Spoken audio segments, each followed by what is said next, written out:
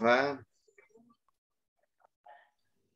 Nós, então, vamos entrar agora no tema da sombra, que é um tema bem importante, né? Então, hoje eu vou me ocupar de aspectos mais gerais, né, da proposta do Jung, e nos demais encontros a gente vai poder ir aprofundando, integrando, né, essa compreensão da psicologia analítica com a proposta da benfeitora, né, e aprofundando um pouquinho mais, voltando nesse diálogo entre a visão espírita e a visão psicológica do Jung.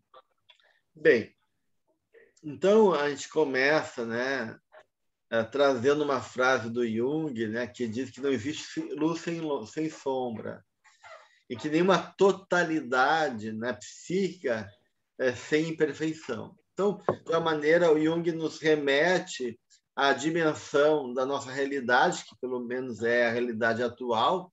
Em algum momento a gente vai evoluir e chegar também a se tornar um Cristo, né? Mas até lá a gente não tem muita caminhada aí para ser vencida, né?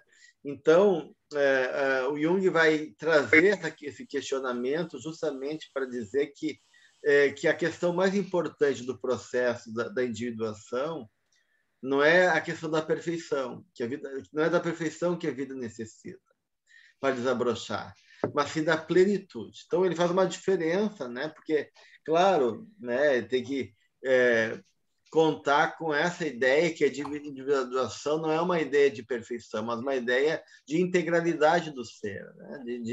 de ser um ser não dividido, né? Então, por isso que não há como considerar a luz sem a sombra e reconhecer que todos nós temos limitações, temos imperfeições e, de alguma maneira, temos que lidar com elas. Então, né? Aprender a dialogar com as nossas imperfeições, aprender a dialogar e acolher e se relacionar com os nossos limites. Então, de uma certa maneira, o Jung também vai colocar dentro das questões que ele vai trazendo em relação à sombra, né? Que ele foi percebendo que no curso da sua caminhada, na sua compreensão psicológica, né? Ele diz que não há como se manter uma vida feliz, que não tem como se manter sempre feliz, né? E se não houver uma medida de escuridão, né? E que a palavra feliz perderia o seu significado se não fosse um contraposto, né, pela tristeza. Então o Jung vai mostrar que essa dualidade, né, é inerente à nossa condição humana, né? Porque, de uma certa maneira, a consciência ela se constrói e se organiza a partir justamente dessa tensão de opostos, né? Então, não tem como ter vida feliz sem o contraponto da tristeza e das dificuldades inerentes da vida. E aí, no volume 11, Psicologia e Religião, ele vai realmente, então, começar a trazer, né, que todos nós, né, sem exceção, né, somos acompanhados por uma sombra.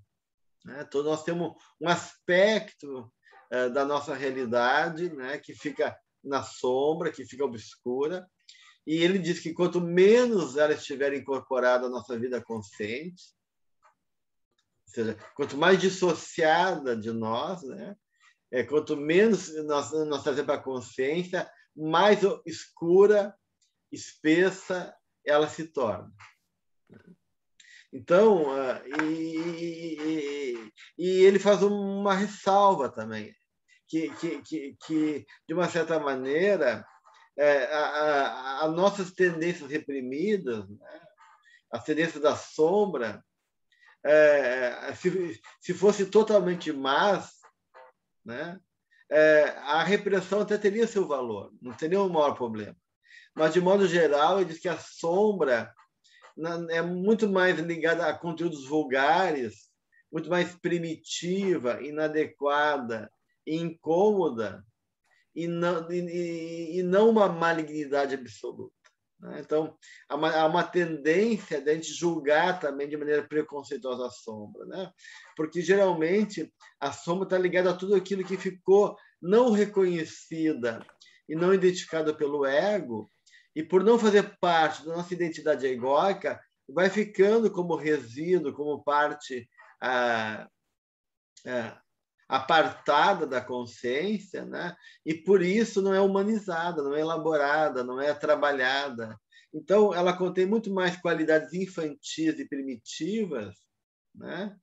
Mas que, se de algum modo pudessem serem acolhidas, trabalhadas, ela tem um potencial de vivificar e embelezar também a existência humana, né? Mas aí há uma dificuldade, diz o Jung, do homem se confrontar, né, em função das tradições, da consciência coletiva, e poder lidar com esses aspectos mais desconhecidos, mais esquecidos, ou mesmo reprimidos dentro da gente, né? Então, há uma dificuldade de lidar com a sombra, né? E depois a gente vai aprofundar. E melhor isso. E eu queria trazer, então, um pouquinho mais, de maneira um pouquinho mais teórico, a ideia do conceito de sombra, né? Como é que o Jung trabalha o conceito de sombra. Então, a sombra vai ter duas características, né?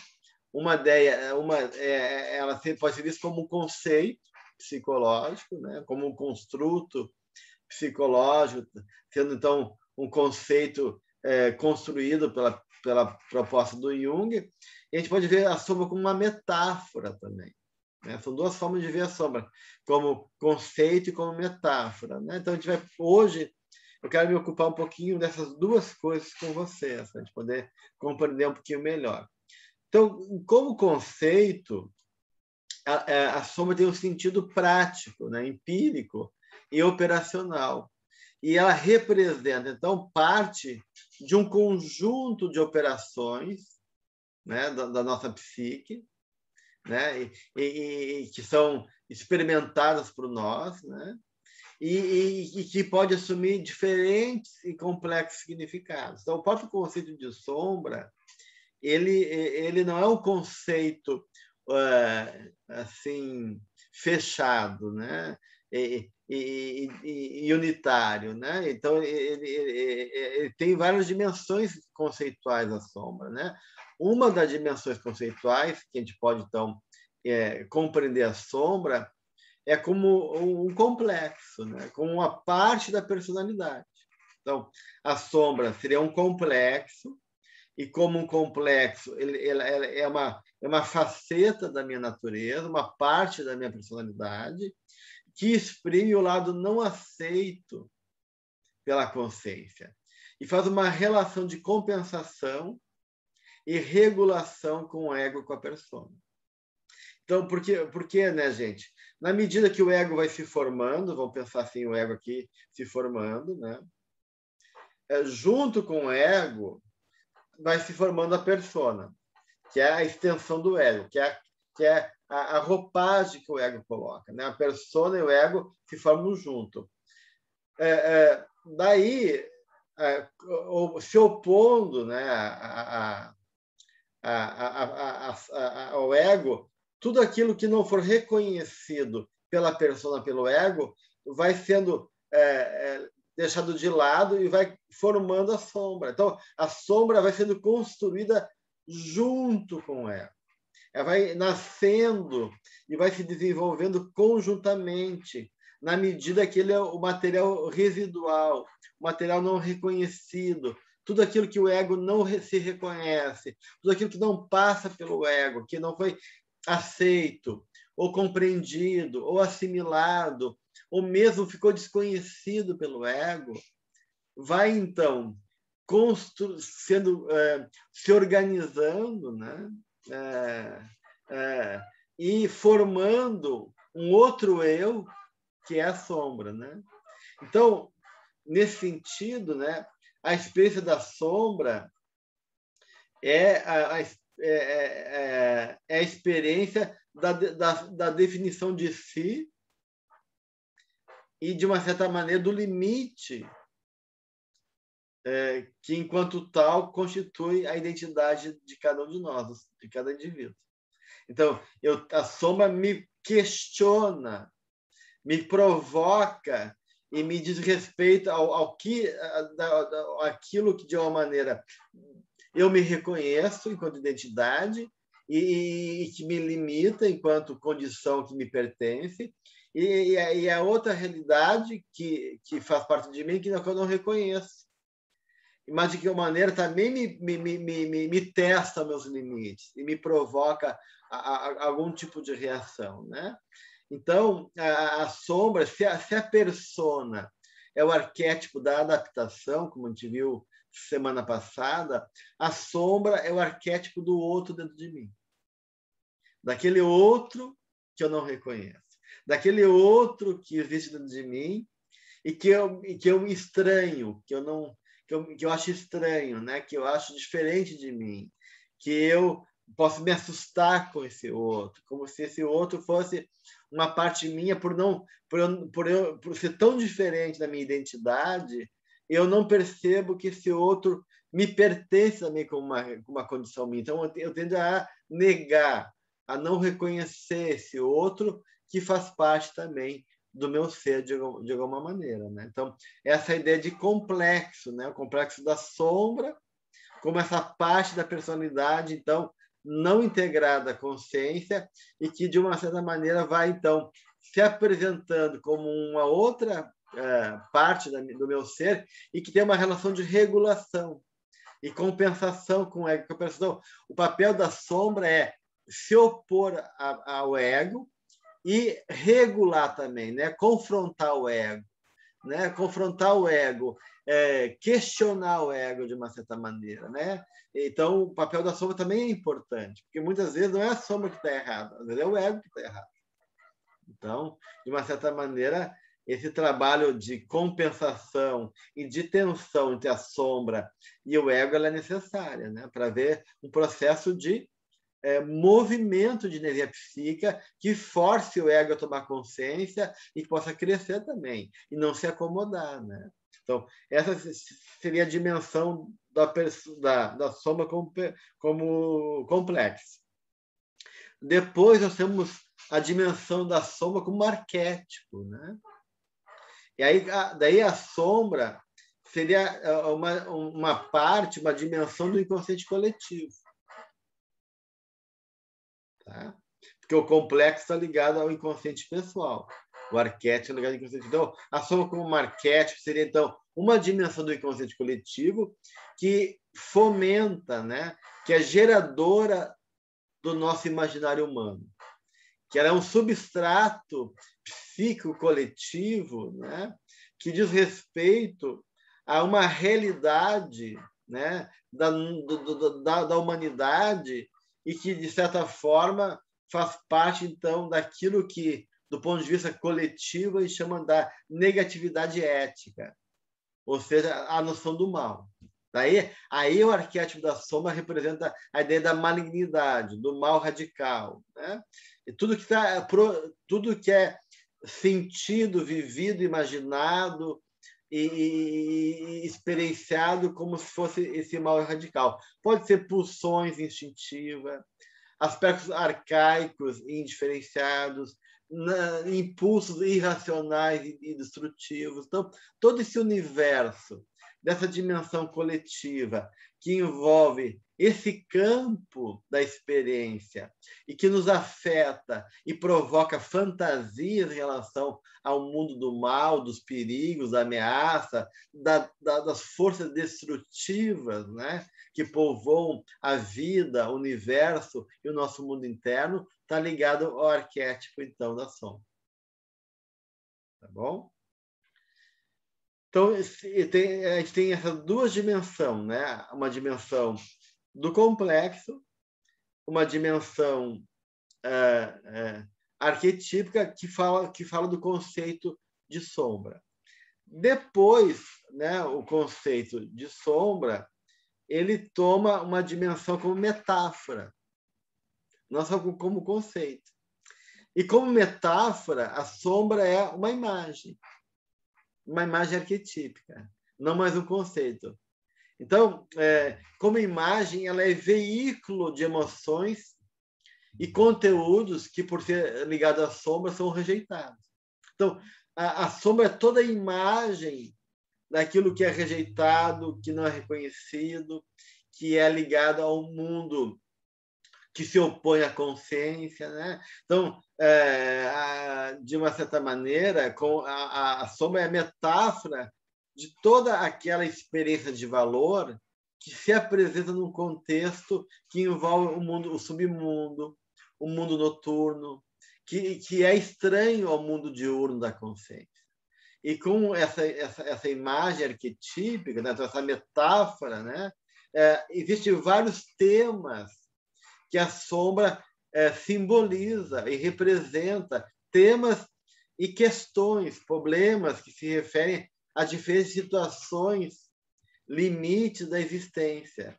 Né? Então, de uma maneira, a metáfora, a imagem arquetípica da sombra, vai nos colocar em contato com tudo aquilo que, do ponto de vista da nossa vida, é sentido como doloroso, limitador e que muitas vezes parece intransponível.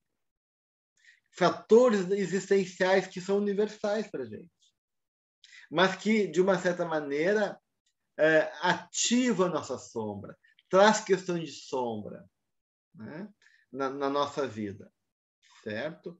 E aí nós temos alguns fatores aonde a questão da sombra emerge de maneira mais presente, que é a questão das situações, a questão da luta e da dor, a questão da culpa e da responsabilidade e a questão da morte. Então, esses 4 temas, as situações que a vida apresenta, a questão da luta e da dor, a questão da culpa e da responsabilidade e a questão da morte, são questões que desafiam o ego e, de uma certa maneira, provoca conteúdo sombrio.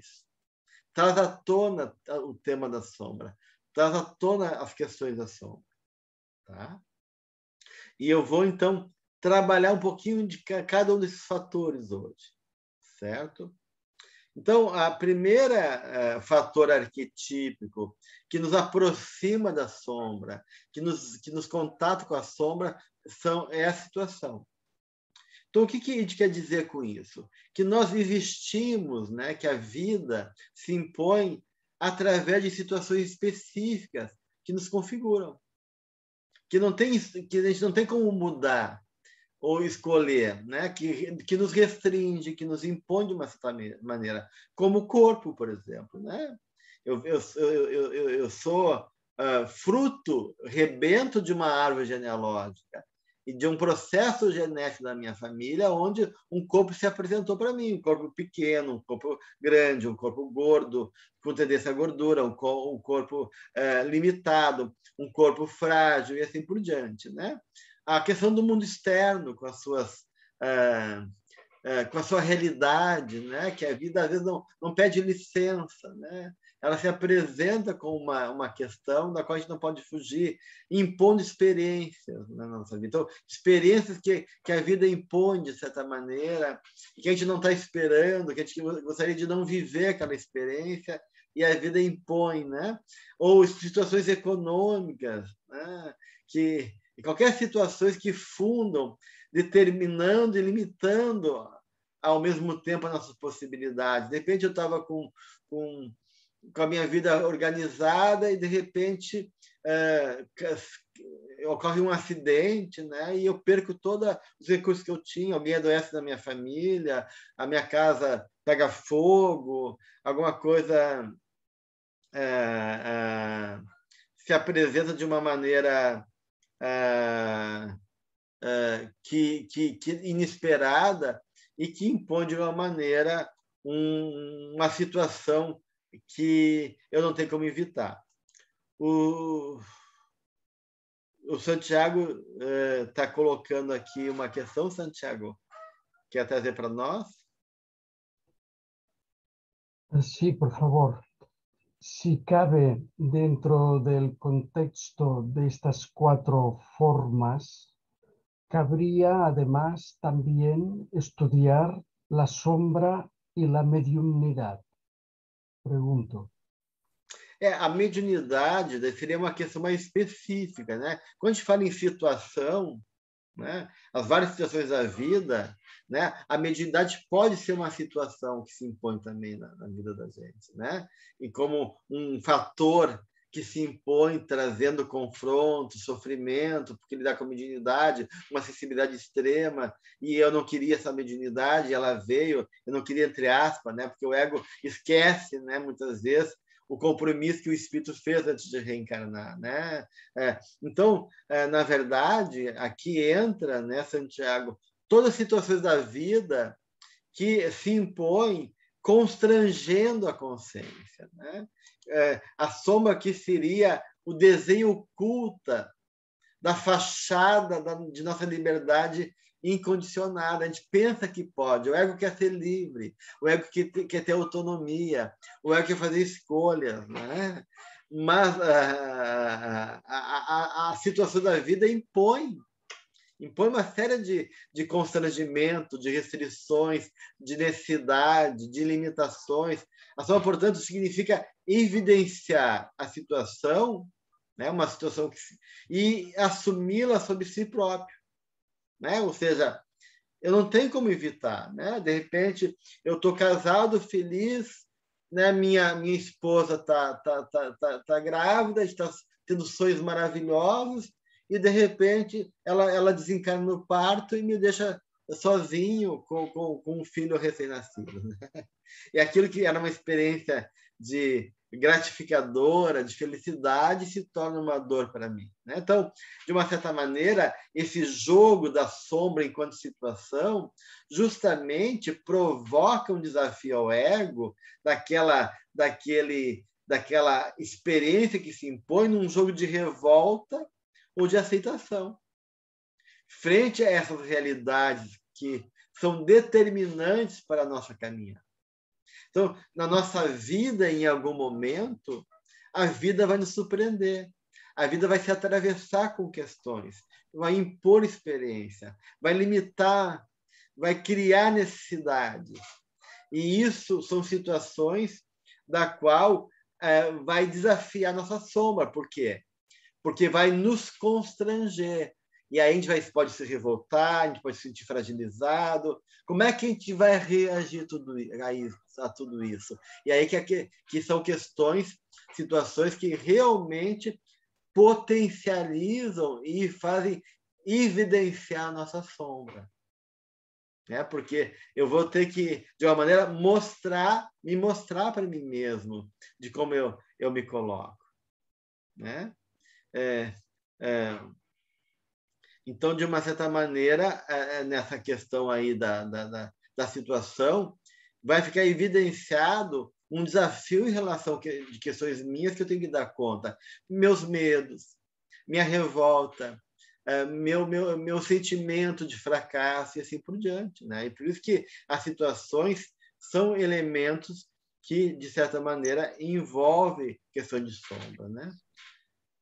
O Santiago está trazendo, em relação à questão da mediunidade, o que a sombra esconde, minha mediunidade descobre. Né? Até por aí, né, Santiago? Né? Porque o ego e a sombra, ela é muito sagaz, astuta, e eu posso usar a mediunidade também em favor da minha sombra, para me esconder, né? Quantos médiums? Porque como mediunidade não é sinônimo de moralidade, né? E às vezes a mediunidade é um processo de prova, expiação, e não de missão. Quantos médiums que têm uma sexualidade mal trabalhada em outras vidas e vem com uma medida de cura, justamente para poder canalizar sua energia sexual em favor do bem. E se perde, muitas vezes, na encarnação deles, não sabem, né?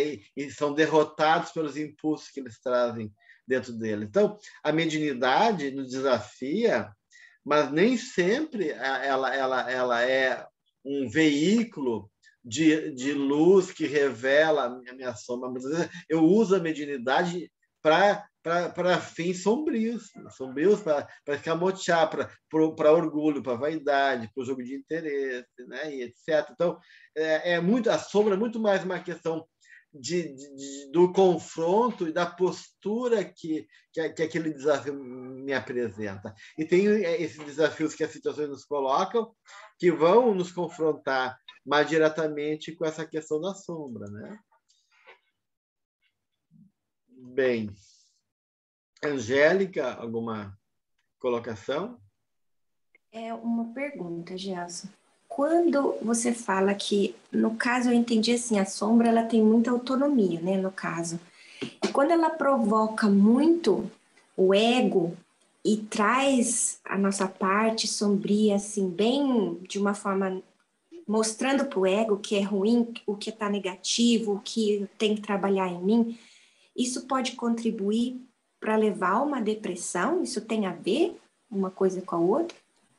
A depressão, a sombra, o estado de consciência? Não necessariamente, Angélica, porque a depressão ela tem múltiplos fatores, né? Então, claro, uma tensão geradora de conflito, de sombra e ego, se não trabalhada, se não de uma certa maneira integrada, essa tensão, quanto mais ela for assim unilateral, o ego não querer enxergar, quanto mais haver uma oposição entre o teu inconsciente com esse conteúdo sombrio e a consciência através do ego, mais essa tensão aumenta, gerando uma cisão neurótica.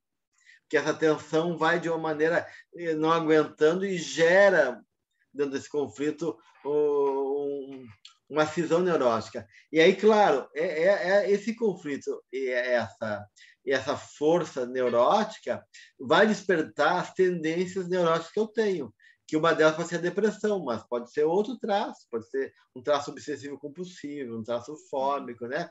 Mas, de uma certa maneira, sim, a Joana Diane falou que qualquer conflito que não é expurgado e não vem para a consciência, qualquer conteúdo emocional que não é elaborado e fica no inconsciente, é gerador de conflito.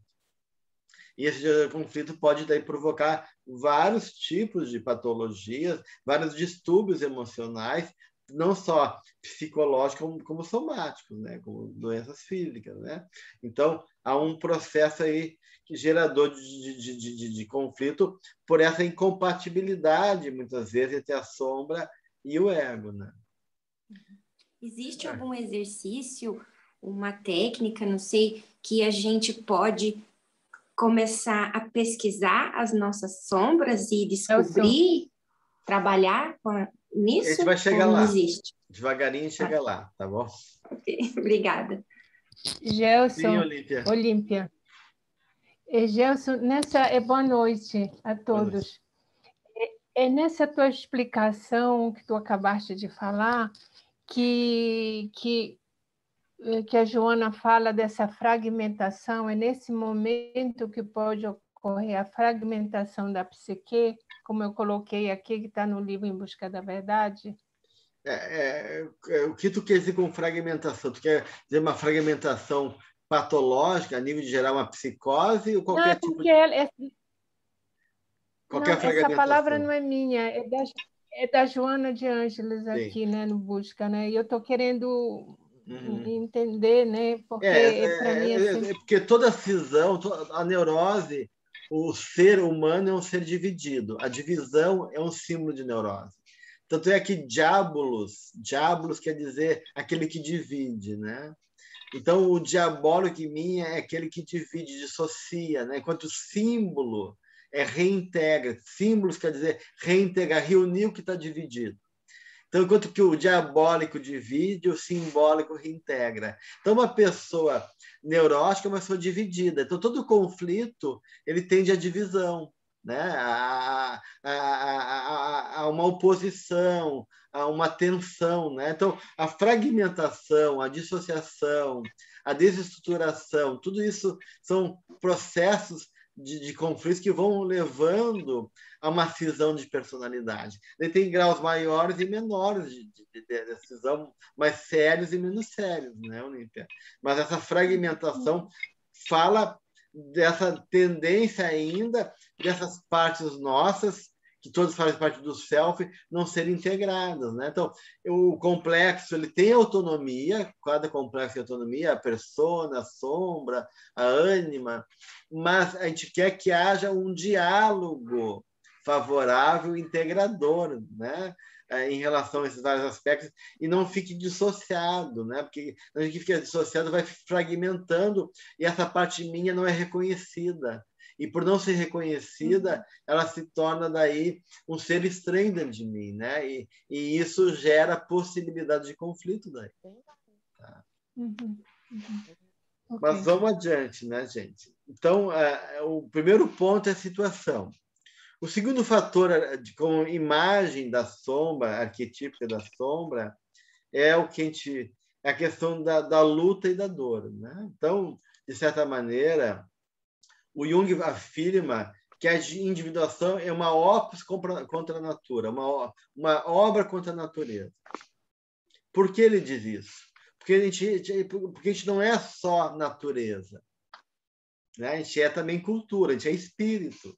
A gente não é só vida animal, a gente é vida espiritual. E a vida espiritual pede o quê? Pede inteligência, pede cultura, arte, assim por diante. Então, o processo de individuação é um processo contra a natureza, ou seja, que a gente vai superar a natureza.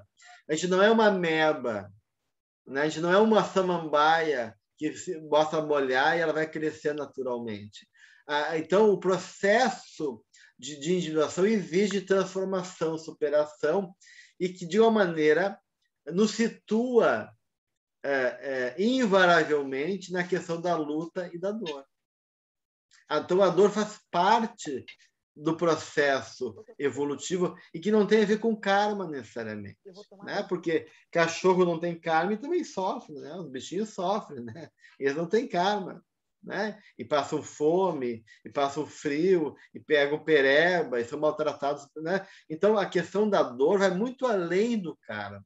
Ela é uma condição, ela é um impulso evolutivo, né? Um dos impulsos mais importantes do despertar da consciência e da sensibilização do espírito, enquanto a gente não consegue reconhecer o amor, né? Então, a luta, a Joana vai dizer em muitos momentos da obra dela, a vida é uma luta.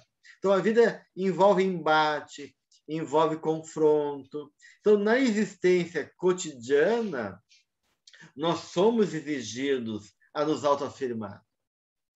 E essa autoafirmação, de eu poder construir a mim mesmo, de eu afirmar quem eu sou, de eu poder, de uma maneira, me constituir, né, se impõe, ao mesmo tempo, sermos afetados pelas diferentes experiências da vida. A gente não tem como diz lá o Evangelho, né? Não, a gente tem que tomar o cálice até a última gota, gente. Fugir da vida, do ponto de vista psicológico, é uma das piores covardias do ponto de vista psicológico. É melhor de se quebrar, se lanhar, se perder um pouquinho e se endividar espiritualmente, mas aprender com isso, do que a gente evitar a vida e botar uma encarnação a perder aquela questão da parábola dos talentos, enterrar os talentos e deixar eles lá, né, enterrados.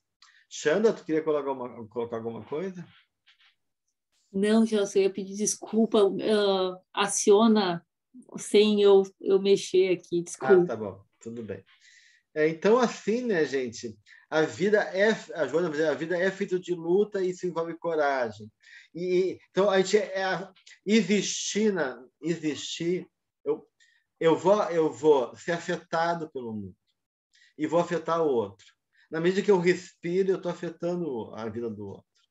Então, não tem como a vida existir sem essa interação onde esse desafio da dor e da luta não se apresenta, né? E, de uma certa maneira, esse tema da luta e da dor é um tema que também implica, em muitos aspectos, questão de sombra. porque vai testar nosso limite, vai testar nossa capacidade de tolerância, vai testar nossa capacidade de perseverar, vai testar a nossa frustração e assim por diante. Então, esse é um tema que cria, que é uma metáfora provocativa de questão de sombra. Tá? Um terceiro aspecto que traz a questão da sombra para a nossa vida é a questão da culpa e da responsabilidade. Porque a culpa e a responsabilidade, na verdade, representa um conjunto de fatores que cada um tem, né? Que a gente não quer ver, né? Mas deve assumir como seu. Né? Nisso, a gente poder reconhecer a nossa responsabilidade. Então, a culpa e a responsabilidade tornam evidente para nós a nossa sombra. E que o trabalho com a nossa sombra, então, acima de tudo, é um compromisso conosco mesmo. É reconhecer primariamente a nossa responsabilidade por ela. Num processo que envolve culpa e perdão, conflito e resolução. Né? Então, a culpa é um sentimento, né, que está presente em todas as culturas, mesmo na cultura que não é ocidental, mesmo que não tenha essa culpa judaica cristã, né? Mas assim, tu vai ver a cultura oriental dos japoneses, eles têm uma culpa muito própria da cultura deles, né? Então, porque isso é um tema arquetípico, né? O tema que envolve esse desafio da gente se responsabilizar. E a culpa faz uma oposição à responsabilidade. A culpa e a responsabilidade é um par de opostos, né, gente? Né? Onde a culpa, muitas vezes, não há responsabilidade. E onde há responsabilidade, não precisa ter culpa, né?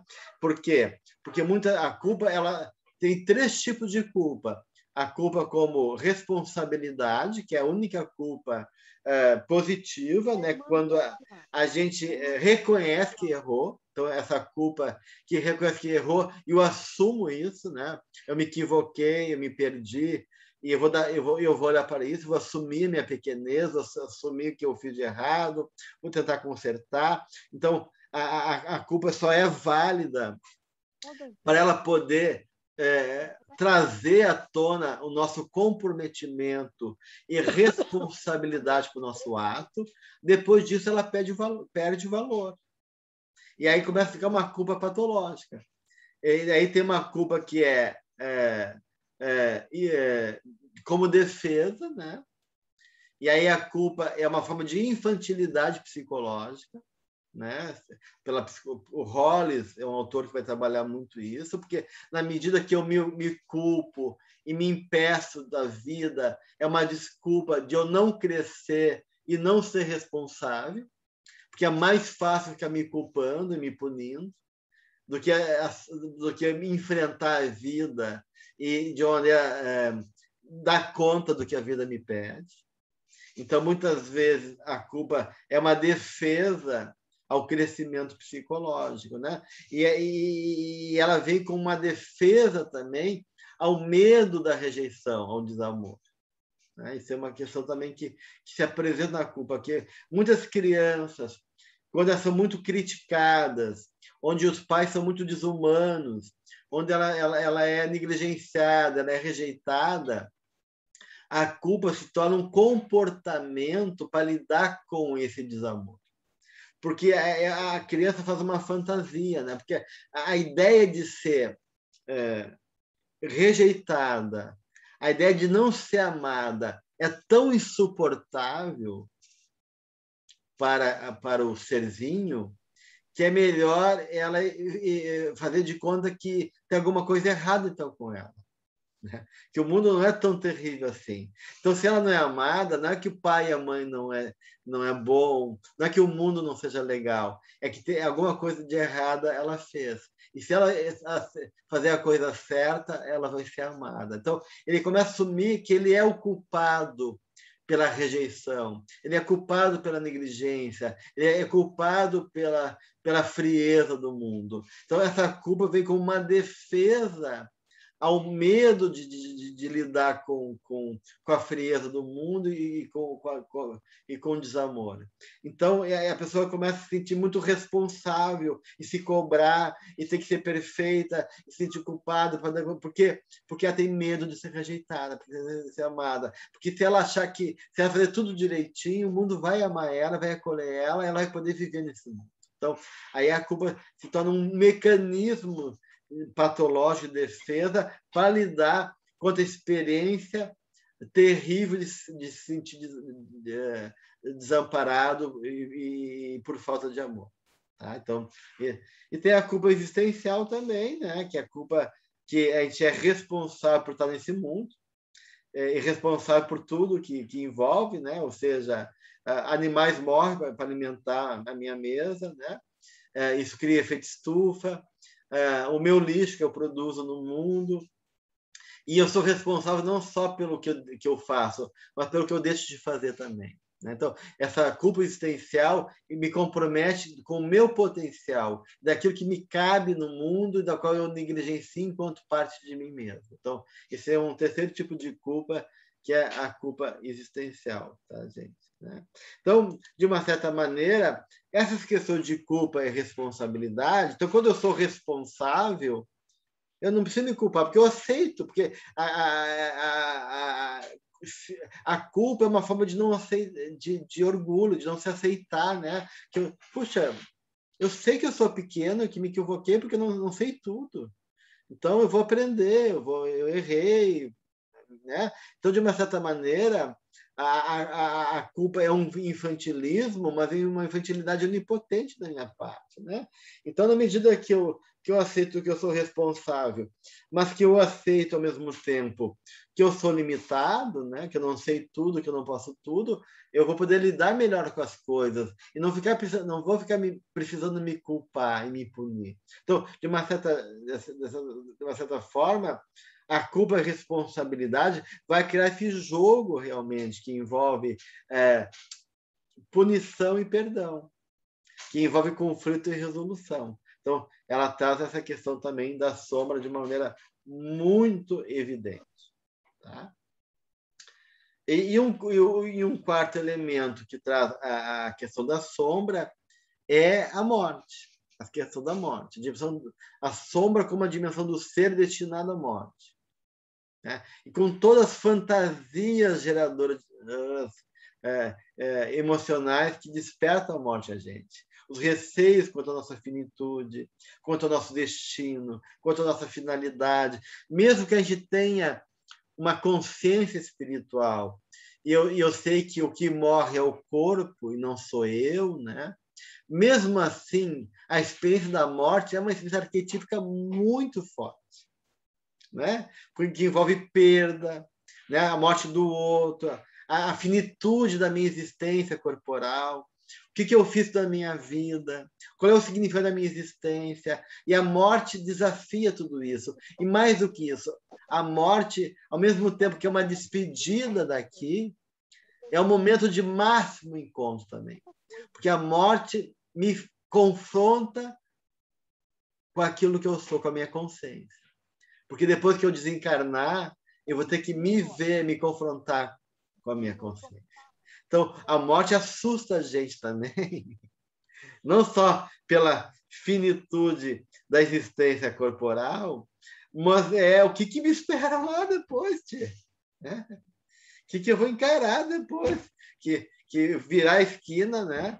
E largar esse corpo, né? Será que eu sou tão bom assim? Será que eu fiz o que tinha que fazer? Será que eu não me enganei esse tempo todo? Né? Será que eu aproveitei minha encarnação? Então, de uma certa maneira, as questões da morte são questões que trazem muito à tona elementos de sombra da gente. desafiam e questionam e provocam elementos de sombra, né? Então, nós temos esses 4 fatores da vida, que são fatores arquetípicos, né? As situações que a vida impõe, a questão da luta e da fuga, a questão da culpa e da responsabilidade, e a questão da morte como fatores provocadores de questões sombrias, né? De enfrentar, de trazer à tona a nossa sombra.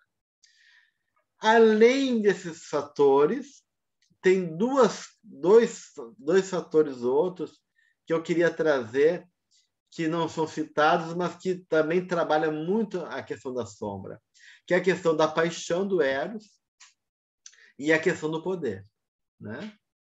Porque Eros, ele nos atrai para aquilo que geralmente é o oposto da gente também, né?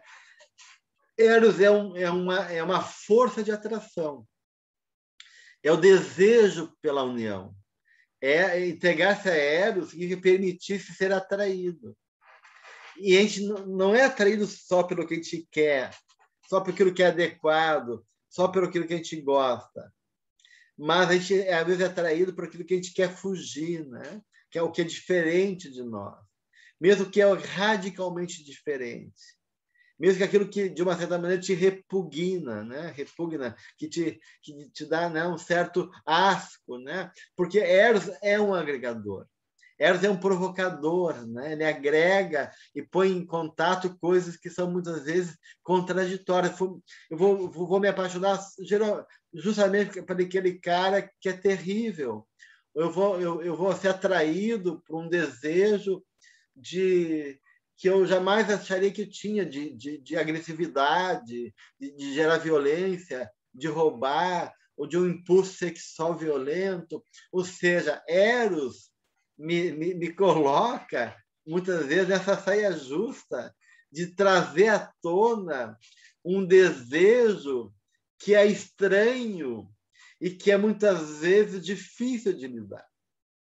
Então, de uma certa maneira, muitas vezes, ele é uma força que surge para juntar aquilo que está separado de nós, que é diferente de nós, aquilo que você não possui, ou aquilo que tu não reconhece dentro de ti, como aquilo que não combina, como aquilo que tu rejeitou, mesmo aquilo que você não gosta, né? E justamente eu me atraio, eu nunca pensei que ia ser atraído por essa coisa, né?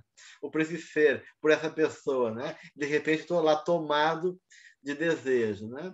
Então, Eros, de uma maneira, age onde quer que você esteja mobilizado, né? E amando, desejando mesmo com a tua vontade, né? Ele nos impulsiona e nos arrasta e muitas vezes nos joga num movimento compulsivo, né? Então, de uma certa maneira, a gente pode dizer que Eros é a compulsividade no desejo. Então, ele age apesar do teu melhor julgamento. E muitas vezes o desejo é obsessivo, né? Pelo impossível. O desejo que tu tem é para algo irreal. Eu quero uma coisa, me apaixonei por algo que jamais vou conseguir. Ou é bizarro, ou é repulsivo, ou indefinível, né? Ou não tem saída. Então, de uma maneira, por isso que Eros é considerado o deus da perversidade. Não da perversão, porque na psicologia é uma diferença. Da perversão naquilo que é estranho, esdrúxulo, aquilo que é algo difícil de ser aceito e reconhecido, e não aquilo que é eticamente, moralmente condenável, né? Então, não na perversão, mas era o Deus da perversidade, no sentido que ele nos tira da comodidade, nos coloca em contato com coisas que são muito estranhas e diferentes da gente, né? Por isso que ele é esse Deus que também mobiliza. Quando a gente está apaixonado, a gente vai facilmente para o melhor e o pior de nós, para o inferno e para o céu. Em nome da paixão, a gente movimenta o mundo inteiro.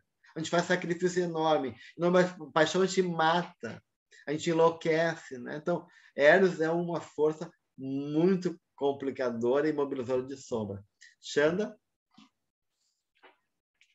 Gelson, eu lembrei agora do Eduardo e Mônica, da música. Mais ou menos é isso, né? A totalidade, a diferença de um para o outro. Eles se apaixonam, pessoas tão diferentes, né? Com realidades diferentes, com momentos de vida diferentes, né? E eles talvez o Santiago não conhece, mas... É uma música nossa aqui, né? Então, realmente, o Eros é um elemento muito desestruturador e mobilizador de emoções e conteúdos sombrios. Um outro fator importante, arquetípico, é o poder, né?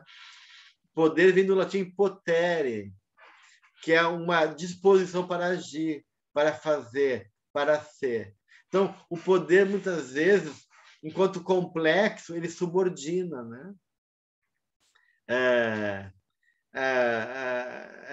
Então, de uma certa maneira, a gente diz assim, dê poder para uma pessoa que ela vai mostrar quem ela é, né? Então, existe, né? Porque o poder realmente infla, né? Está lidando com uma coisa que é muito grande, muito maior do que eu, muitas vezes. Eu tenho nas mãos algo que é muito, muito sério, né? Eu tenho poder sobre as pessoas, eu tenho uma fortuna que me dá um poder muito grande em relação a poder me movimentar no mundo. Então, qualquer tipo de poder político, poder religioso, poder econômico, ele é mobilizador de uma certa coisa, né? E interessante que se poder de potere ser capaz, em grego o poder é potis, que significa marido, senhor, né? O mestre, né? Porque o poder é a força dominante. Porque em grego, poder potis é o marido, o senhor, o mestre. Por isso que daí vem despostes, né? O déspota, né? O desposto, o senhor da casa, né? Ou dominus, o dominador, o dominante, né? O senhor, o possuidor. Então, os escravos romanos chamavam seu senhor de dominus, né? E o grego de despos, onde vem a palavra déspota, né? Porque está subordinado ao outro, né? Então, o poder fica no alto, no céu. Então, o poder tende a inflar a gente. A gente se comporta como Deus, a gente acha que pode tudo, né? Então, de uma certa maneira, o poder fala dessa energia, dessa força, dessa potência nossa no mundo. Mas muitas vezes a potência não é autêntica, né? Ela é compensatória. E aí daí o poder corrompe, né? A gente tem várias assim, ditos populares que se refere a isso, né? A ideia de que um amigo no poder é um amigo perdido, né? Outra frase comum: o poder político nasce no cano de um revólver. A vida é uma corrida em busca de poder. Então, de uma certa maneira, né, o poder tem esse caráter grandioso, né? Até porque o poder, no sentido de potência, no sentido positivo da palavra, ele tem a ver com virtude, né? De uma certa maneira, do ponto de vista filosófico e psicológico, poder e virtude é a mesma coisa. Já que a virtude porque a virtude é a minha capacidade, né? A minha potência como homem de expressar uma natureza minha, né? Então, a virtude se refere à natureza, à essência do homem. Então, Spinoza ele vai associar o poder e a virtude como sendo equivalentes, que o homem virtuoso é o homem que tem poder, o verdadeiro poder é a virtude, mas não é o complexo de poder. Então, o homem não virtuoso, como ele não tem um poder essencial, ele quer subjugar o outro para poder expressar a sua vontade, não conquistar. Então, por isso que o Jung vai dizer, onde não há amor, entra o poder. O poder é o substituto do amor. O contrário do amor é o poder. Se eu não consigo conquistar pelo amor, eu quero constranger o outro, eu quero aprisionar o outro, eu quero submeter o outro. Então, o poder ele não é o ódio o oposto do amor, porque o ódio é o amor que enlouqueceu. Portanto, o ódio tem muito afeto. O ódio é um amor que foi por despeito, frustrado, né? Que enlouqueceu. Agora, a indiferença e o poder, isso sim se opõe ao amor, né? E aí o quanto o poder é também uma força arquetípica que traz muito à tona as questões da sombra de cada um de nós, né? A gente vê o quanto as pessoas que são bem intencionadas e que, diante de um lugar de poder, se perdem terrivelmente. Né, gente? Então, tudo isso tem a ver com a questão da sombra, né? São fatores arquetípicos que trazem a questão do limite, da sombra do desafio, né? E assim por diante, né? A Vanessa está lembrando aqui o conto da Barba Azul, né? Que é um conto de fadas e que envolve realmente essa figura, né, controladora que matava as mulheres, né? Mas que também envolve uma inconsciência daquele feminino, porque a barba é azul, que está na cara, né? E ela não enxerga que tem alguma coisa estranha naquele homem, né? Então, o conto de fada fala de uma dinâmica aí, também dessa da mãe das filhas que querem casar a filha também por interesse. Então, a questão do poder está de um lado e de outro, de maneira diferente no conto de fada, né? Bem, tem vários temas, filmes que trabalham esse tema do poder. De qualquer maneira, né, gente, para finalizar a aula de hoje, eu queria trazer então uma frase do Jung, né, que é importante para fechar assim, essas questões que a gente está vendo hoje, que diz que o indivíduo ele não se torna iluminado imaginando formas luminosas, mas sim tornando consciente a sua própria escuridão. Né? Então, não é... Então a gente, não adianta, para se iluminar, a gente tem que se confrontar com a nossa escuridão. E ele diz, esse procedimento é impopular e desagradável. Então, muita gente não quer olhar para a sua escuridão. Né?